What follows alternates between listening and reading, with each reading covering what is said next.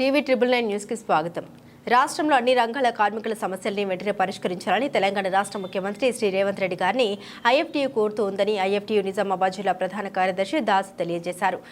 నిజామాబాద్ జిల్లా ఐఎఫ్టీయూ సమావేశం నగరంలో కోటగల్లి ఎన్ఆర్ భవన్లో జరిగిన అనంతరం పాత్రికేయుల సమావేశం నిర్వహించారు. ఈ సమావేశంలో జిల్లా అధ్యక్ష కార్యదర్శులు భూమన్న దాసులు పాల్గొని మాట్లాడుతూ గత కేసీఆర్ ప్రభుత్వం పంచాయతీ బీడీ, కేజీబీవీ, బీఓసీ, హమాలీ, మోటార్ రంగ కార్మికుల సమస్యల్ని నిర్లక్ష్యం చేసిందని వారన్నారు.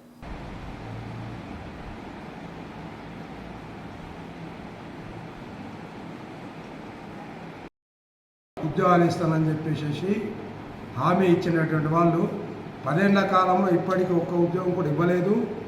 ఉన్న ఉద్యోగాలు ఓడగొట్టారు. బీడీ ఇండస్ట్రీలో పుర్రె గుర్తు అనేటువంటి ఒక తీసుకొచ్చేసేసి తర్వాత దానిపై 20% ట్యాక్స్ విధించి జీఎస్టీ విధించి బీడీ ఇండస్ట్రీ నాశనం చేసిన వైఖరిని అవలంబిస్తున్నారు. దీనివల్ల లక్షలాది మంది బీడీ కార్మికులు ఉపాధి కోల్పోతూ ఉన్న పరిస్థితి వాళ్ళు ఉన్నది.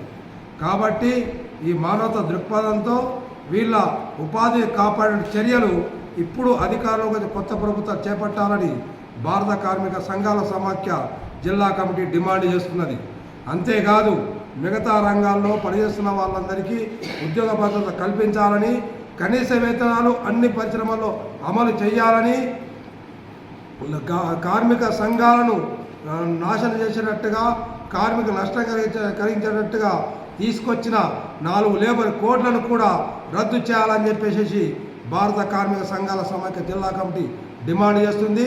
దీనికోసము మేము ఈ నెల 20 నుంచి 25 మధ్య ఆందోళన కార్యక్రమాన్ని నిర్వహించాలని చెప్పేసి రాష్ట్ర కార్యక్రమం పిలుపునిచ్చింది. ఆ పిలుపులో భాగంగా నిజామాబాద్ జిల్లాలో కార్యక్రమం నిర్వహిస్తున్నాము. దీనిని విజయవంతం చేయడానికి అందరూ సహకరించాలని మేము కార్మిక లోకానికి విజ్ఞప్తి చేస్తున్నాం. మిత్రులారా, ఐఎఫ్టీయూ జిల్లా కమిటీ సమావేశం నిజామాబాద్ నగరంలో ఎన్ఆర్ భవన్లో జూన్ 10 తేదీన నిర్వహించడం జరిగింది. ముఖ్యంగా ఈరోజు కార్మికులు ఎదుర్కొంటున్న సమస్యల మీద పెద్ద ఎత్తున ఆందోళన చేయాలని చెప్పి ఈ కాంగ్రెస్ ప్రభుత్వానికి ఒక్కసారి దృష్టికి తీసుకెళ్లాలని చెప్పి ఐఎఫ్టీయూ రాష్ట్ర కమిటీ మే 29న హైదరాబాద్లో జరిగిన సమావేశంలో నిర్ణయించడం జరిగింది. ముఖ్యంగా మేము అధికారంలోకి రాగానే ఈ కార్మికుల సమస్యలు పరిష్కరిస్తాం. గతంలో ఉన్నటువంటి కేసీఆర్ ప్రభుత్వం కార్మికులకు ద్రోహం చేసింది, అన్యాయం చేసిందని చెప్పి వాళ్ళు మాట్లాడారు. అదేవిధంగా మనం ఆ రోజు బీడీ కార్మికుల సమస్యలు కానీ, లేకపోతే గ్రామ పంచాయతీ కానీ, మున్సిపల్ కానీ, ఇతర రంగాల కార్మికుల యొక్క సమస్యల మీద సమ్మెలు చేస్తే, ఆందోళన చేస్తే సాంఘీభావం కూడా ప్రకటించినటువంటి పరిస్థితి ఆ రోజు ఉన్నది.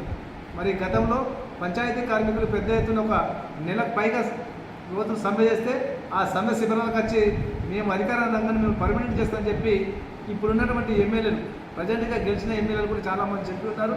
కాబట్టి ఈ విషయం ఇప్పటికే సీతక్క దృష్టికి కానీ, లేకుంటే రేవంత్ రెడ్డి దృష్టికి కానీ కూడా పోవడం జరిగింది. మరి ఇప్పటికైనా పంచాయతీ కార్మికుల పర్మనెంట్ విషయం పరిష్కారం చేయాలని చెప్పి కోరుతా ఉన్నాం.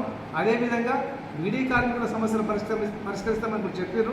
మరి ఇలా చాలామంది బీడీ కార్మికులకు జీవనోపాధి రాలేదు.